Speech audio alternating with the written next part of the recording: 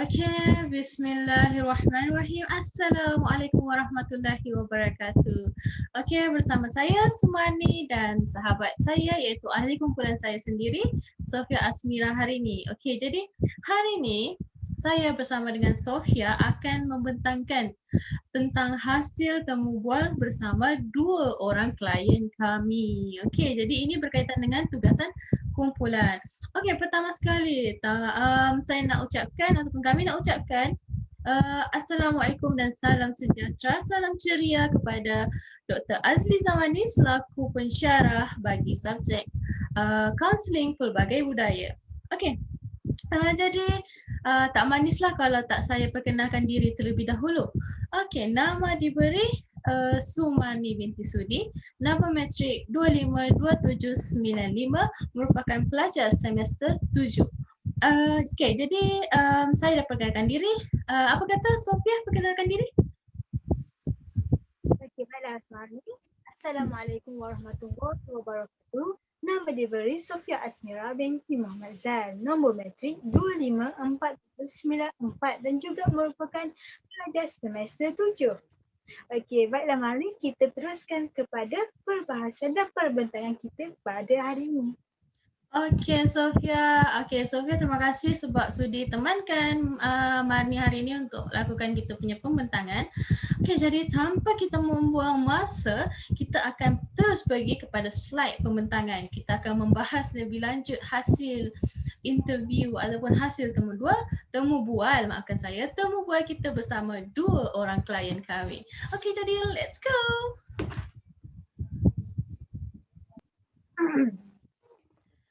Okey, jadi seperti yang kita janjikan tadi, kita akan membahas lebih lanjut berkaitan dengan hasil temu bual kita. Okey, pertama sekali izinkan saya untuk perkenalkan beberapa lagi ahli kumpulan kami, iaitu terdiri daripada Fatin Atira binti Zamiran, Nurul Nabiha binti Rahman, Aimin Syifa binti Anwar, dan yang terakhir Nur Amanina Dini binti Khairuddin. Okey, jadi kami ada 6 orang dalam satu kumpulan. Okey, jadi tanpa kita membuang masa, kita teruskan kepada pembahasan kita yang pertama. Okey,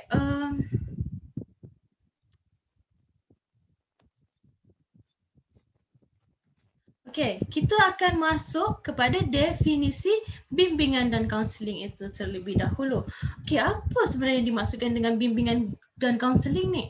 Okey, menurut Kamus Dewan edisi keempat, bimbingan kaunseling adalah satu perbuatan membimbing ataupun memberi petunjuk atau memimpin seseorang yang terlibat dalam perbuatan membimbing dikenali sebagai pembimbing. Okey, dalam erti kata mudah lah kita nak faham konsep kaunseling ini ataupun perkhidmatan kaunseling ini adalah dari segi hubungan profesional antara kaunselor dan juga klien dalam membahaskan isu-isu yang dikongsikan oleh klien itu sendiri. Okey, kita dah tahu tentang konsep bimbingan dan kaunseling. Sekarang kita pergi kepada definisi kaunseling pelbagai budaya. Okey, ini memang kenalah dengan topik kita di mana kita banyak menyentuh tentang kaunseling pelbagai budaya.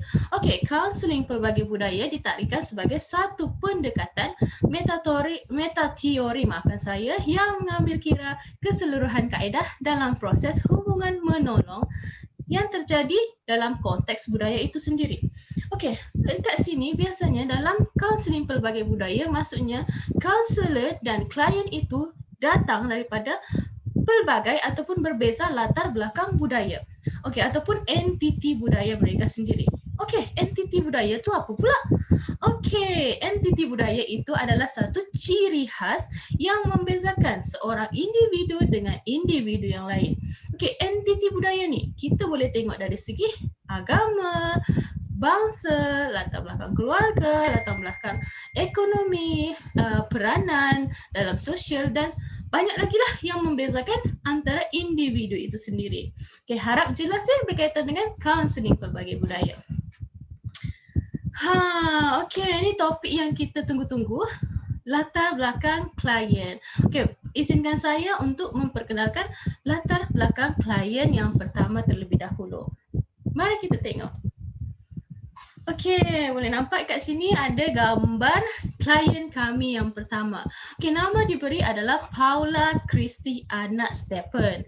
Okey, dari nama tu pun kita dah tahu nama yang agak unik dan biasanya menggunakan perkataan anak Stephen itu biasanya berasal daripada kat mana? Berasal daripada Sarawak. Okey. Jadi Paula merupakan seorang yang berusia 23 tahun dan lebih tepatnya berasal daripada Kuching, Sarawak. Okey, bangsa dan agama Paula ini adalah Iban dan beragama Kristian. Dan status ekonomi menurut Paula sendiri, mereka datang daripada keluarga yang sederhana, di mana ayahnya bekas tentera dan ibunya merupakan suri rumah. Okey, yang terakhir kita tengok kedudukan Paula dalam keluarga. Okey, Paula adalah anak sulung daripada 2 orang adik-beradik. Mereka hanya ada 2 adik-beradik dan Paula adalah anak yang pertama. Okey. Kita dah sentuh tentang latar belakang klien yang pertama. Sekarang saya rasa saya pun dah banyak cakap. Kita bagi pula peluang dekat sahabat saya iaitu Sofia membentangkan hasil temu bual bersama klien kita yang pertama. Okey, dipersilakan Sofia. Okay, terima kasih Mani atas peluang untuk perbentangan ini. Okey, kita tengok hasil temu bual yang dilakukan oleh sahabat-sahabat kita terhadap klien yang pertama. Kita tengok daripada persepsi klien terhadap bidang kaunseling di Malaysia. Okey, kalau kita lihat daripada pandangan klien pertama kita terhadap bidang kaunseling di Malaysia ni, klien ni beranggapan yang bahawa sesi kaunseling pada dasarnya sebuah satu perkara yang sangat mudah. Tapi apabila dia sudah mencuburi bidang kaunseling itu sendiri, realitinya dia mengatakan realitinya kerjaya dalam bidang kaunseling sangatlah mencabar. Kenapa? Kerana apa? Sangat mencabar. Kerana dia mengatakan sebagai seorang kaunselor ataupun kaunseling, untuk menjadi, mereka perlu mempelajari teknik-teknik dan teori-teori yang tertentu untuk diaplikasikan dalam sesi kaunseling yang diadakan, bukan sekadar hanya mendengar luahan perasaan orang itu. Dan itu juga klien pertama beranggapan bahawa kaunseling di Malaysia ni kerjayanya adalah sebab kerjaya sebagai seorang kaunselor ini sangatlah bagus. Kemudian kaunseling di Malaysia ni telah mendapat tempat di masyarakat di dunia yang kian membangun ini. Okey, kita tengok pula persepsi klien terhadap sikap kaunselor-kaunselor di Malaysia. Mestilah ada tanggapan tentang kaunselor-kaunselor kan sebelum dia menjadi seorang kaunselor. Okey, klien pertama menyatakan kaunselor ni adalah individu yang boleh dipercayai. Klien tidak ada sangat pengalaman. Maksudnya klien telah menyatakan dia tidak ada pengalaman dengan kaunselor-kaunselor yang bertaulah, tapi memiliki pengalaman dengan kaunselor pelatih.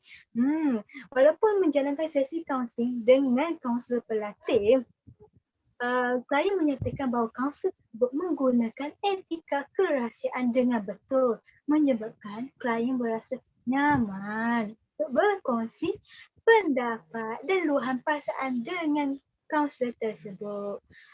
Di mana klien juga menyatakan kaunselor yang dia datangi juga tidak menilai klien dan menerima klien dengan seadanya walaupun klien ini berbangsa Iban dan beragama Kristian. Okey, itu saja hasil temu bual bersama klien pertama. Jadi kita teruskan lagi bersama biodata klien kedua bersama Sumarni.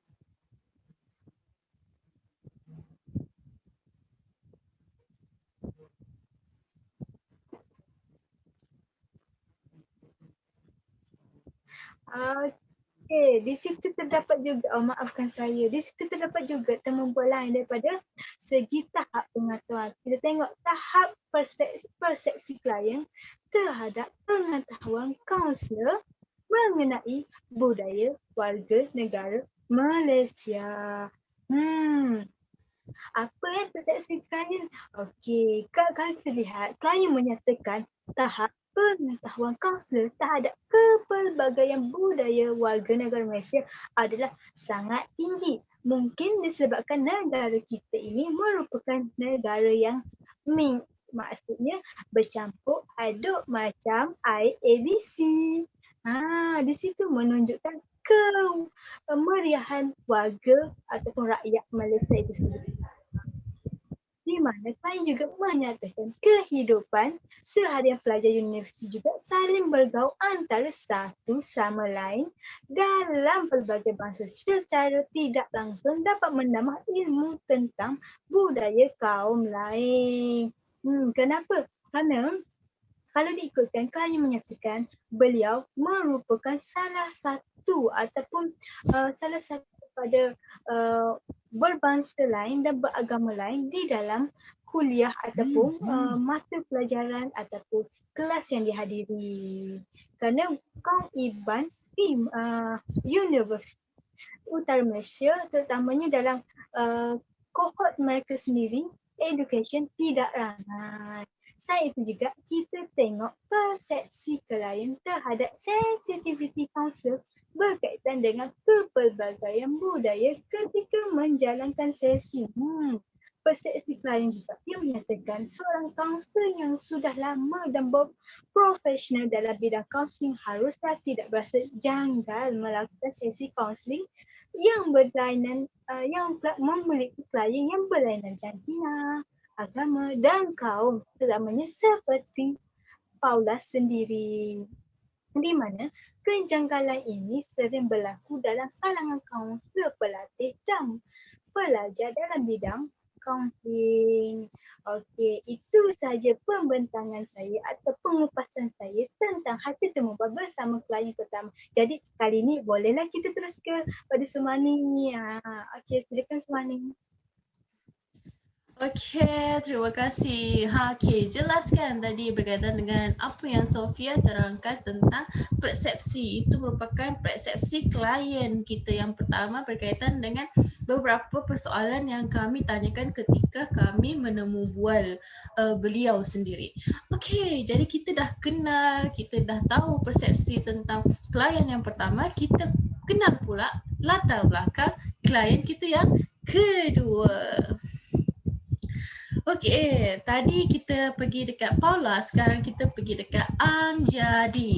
Okey, nama pun dah kita dah tahu, mesti nama orang Chinese. Okey, Pak Anjadi 23 tahun dan berasal daripada Alor, Kedah dan memang menetap di Kedah lah dan berbangsa Cina dan beragama Buddha. Okey, menurut Anjadi, status ekonomi keluarga mereka adalah sederhana di mana ayahnya ataupun bapanya sendiri merupakan businessman dan ibunya adalah seorang bekas guru. Dan kedudukan Anjadi dalam keluarga adalah anak yang keempat. Tadi klien kita yang pertama anak sulung, yang ni klien kita anak yang keempat. Okey, tanpa kita membuang masa, saya ingin mempersilakan sekali lagi Sofia Azmira untuk membentangkan tentang persepsi klien kita yang kedua ni pula. Tadi kita dah dengar yang pertama. Apa pula kata ataupun apa pula persepsi klien kita yang kedua. Okey, Sofia mungkin boleh teruskan. Okey, terima kasih Mani. Mesti tertanya ke apa hasil temubual bersama klien kita yang kedua ni?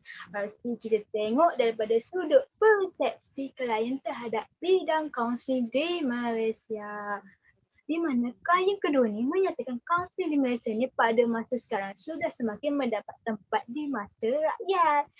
Sama seperti klien kita yang pertama juga menyatakan perkara yang sama. Kalau kita lihat, klien ini juga menyatakan bidang kaunseling di Malaysia ini adalah satu selalu salah anggap oleh rakyat Malaysia.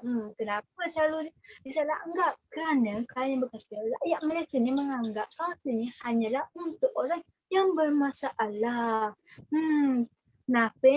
Akan tetapi klien juga menyatakan kaunseling sebenarnya menolong kita agar lebih mengenali diri kita sendiri dengan mendalam. Itu adalah pandangan klien pertama. Klien kedua dalam bidang kaunseling di Malaysia. Tapi apa pula perspektif klien kita terhadap sikap kaunseling di Malaysia? Adakah sama macam klien-klien yang pertama tadi? Okey, Klien yang kedua menyatakan segelintir kaunselor yang mempunyai sikap yang baik dan ada segelintir sebaliknya. Mesti ada sebab kenapa klien kita mengatakan begitu. Klien mengatakan ada kaunselor yang mematuhi etika tersebut dan ada yang tidak mematuhi dari segi kerahsiaan. Di mana sikap ini akan menyebabkan klien beranggapan kaunselor lain juga seperti itu. Di mana isu kepercayaan dalam sesi kaunseling itu sendiri tidak ada. Kadang-kadang betul juga apa yang dikatakan klien kita ni mengenai perspektif tentang sikap kaunselor di Malaysia, tapi bukan semua. Kerana kaunselor-kaunselor kita sangatlah mematuhi etika kerahsiaan. Okey, kita tengok pula perspektif seterusnya. Perspektif seterusnya adalah perspektif klien terhadap tahap pengetahuan klien mengenai budaya warga Malaysia. Apa yang dipandang oleh klien kita. Dia mengatakan terdapat kaunselor yang mempunyai tahap pengetahuan yang jelas dan mendalam mengenai pelbagai budaya di negara kita dan berkemungkinan juga wujud kaunselor yang sebaliknya. Kaunselor yang mempunyai tahap pengetahuan mengenai kepelbagaian budaya mereka yang akan mahir untuk mengatasi isu-isu sensitiviti dan masalah perkawaman serta menerima klien tanpa syarat. Nampak tak begitu? Dengan adanya penerimaan ni, maka klien-klien lain akan merasa dirinya diterima dengan cara terbuka. Kita tengok pula persepsi klien terhadap sensitiviti kaunselor berkaitan dengan kepelbagaian budaya ketika menjalankan sesi. Klien mengatakan bahawa kaunselor perlu menggunakan bahasa yang mudah dipahami kerana khawatir akan mencetuskan kesalahfahaman terhadap klien. Kenapa klien mengatakan itu? Kerana klien kedua kita berbangsa Cina. Walaupun berbangsa Cina dan fasih bercakap Melayu, tetapi ada juga sesetengah bahasa ataupun percakapan yang sukar dipahami oleh klien sendiri. Okey, jika kaunselor ingin membahas soal budaya, kaunselor perlu mempunyai ilmu yang tinggi tentang budaya. Itu pandangan yang diutarakan oleh klien kita yang kedua, iaitu Anjadi. Okey, kita dah tengok kedua-dua hasil temu bual klien kita, iaitu klien pertama Paula dan klien kedua kita Anjadi. Okey, kita teruskan lagi saya serahkan kepada Sumarni. Okey, terima kasih Sofia sekali lagi. Pembentahan yang sangat saya rasa sangat baiklah, membentangkan tentang persepsi daripada kedua-dua klien kita, iaitu klien yang pertama dan juga klien kita yang kedua. Okey, jadi tanpa kita sedari kita dah nak sampai dekat penghujung pembahasan kita pada hari ini, di mana berkaitan kita akan masuk kepada poin yang terakhir yang kita menyentuh kepada kemahiran kaunselor terhadap ciri-ciri klien kepelbagaian budaya. Okey, yang pertama adalah menyesuaikan diri dengan klien, di mana kaunselor itu perlu membina satu suasana yang teraptik dengan kedua klien yang ditemu bual untuk mengeratkan lagi hubungan. Okey, ini untuk pengetahuan doktor, bagi kumpulan kami, wakil yang menemu bual kedua klien kami adalah Aimi Syifa dan Nurul Nabiha, selaku kaunselor lah bagi kumpulan kami. Jadi mereka telah membina satu hubungan ataupun suasana yang terapeutik bagi mengeratkan lagi hubungan di antara klien, iaitu klien kita yang pertama Paula dan klien kita yang kedua tadi Anjadi. Okey, kedua adalah kaunselor juga menerima klien tanpa syarat. Okey, ini yang paling penting. Apa yang dapat kami lihat, kita perlu menerima klien kita tanpa syarat. Tak kisahlah kita berbeza budaya ke, latar belakang ke, kita perlu terima klien tanpa syarat. Okey, tidak menilai tingkah laku, peristiwa atau perasaan klien sama ada baik atau jahat. Okey, dan yang terakhir, menggunakan kaedah mendengar. Okey, ini adalah satu menunjukkan sisi kepekaan kaunselor itu sendiri. Jadi kita lihat, kaunselor tidak menyelit ketika klien bercakap atau sedang berbicara. Okey, jadi ini apa yang dilakukan oleh Nabiha dan juga Aimi ketika menemu bual dua orang klien kita, iaitu Paula dan juga Angjadi. Mereka tidak maksudnya ketika mereka menemu bual klien, mereka tidak mencela ataupun menyelit ketika klien sedang bercakap. Okay, jadi itu perkara yang penting dan perlu diambil kira. Okay, saya harap jelas berkaitan dengan kemahiran kaunselor. Dan akhirnya kita dah sampai dekat penghujung pembentangan atau pembahasan kita pada hari ini, iaitu saya akan rumuskan temu bual kita secara keseluruhan. Okey. Jadi dekat sini apa yang kita boleh rumuskan ataupun apa yang kami boleh rumuskan hasil daripada interview kami bersama klien adalah kedua-dua klien sememangnya berasal daripada bangsa, agama dan latar belakang yang berbeza. Sebab satu daripada Sarawak, satu daripada Kedah. Orang kata dari Borneo ke utara. Jauh kan? Okey, jadi yang kedua, namun begitu disebabkan sikap keterbukaan di antara kaunselor iaitu Aimi dan Biha dan klien iaitu Paula dan Angjadi menjadikan sebuah sesi kaunseling itu berjalan dengan lancar dan mereka mampu memahamilah cara untuk berkomunikasi dengan baik serta menghormati pandangan atau budaya yang dibawa oleh klien itu sendiri. Okey. Dan yang terakhir, apa yang saya boleh rumuskan adalah kaunselor sememangnya memainkan peranan yang sangat besar dan penting dalam menentukan teknik dan pendekatan yang bersesuaian dengan latar belakang budaya seseorang klien tersebut. Okey, jadi rasanya itu sahaja daripada pembahasan kami untuk slide pembentangan. Kita akan pergi ke sesi penutup. Let's go!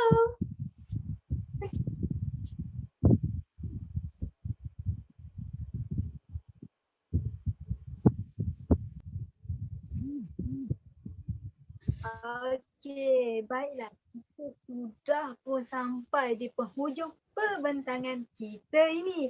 Jadi saya berharap doktor tidak jemulah mendengar pembentangan daripada saya Sofia Asmira. Saya Sumani. Saya harap saya berterima kasih kepada doktor kerana sudi mendengar pembentangan kami. Okey, jadi itu sahaja daripada kami. Okey, wabillahi taufiq wal hidayah. Wassalamualaikum warahmatullahi wabarakatuh. Stay at home, stay safe. Kita jaga kita. Bye.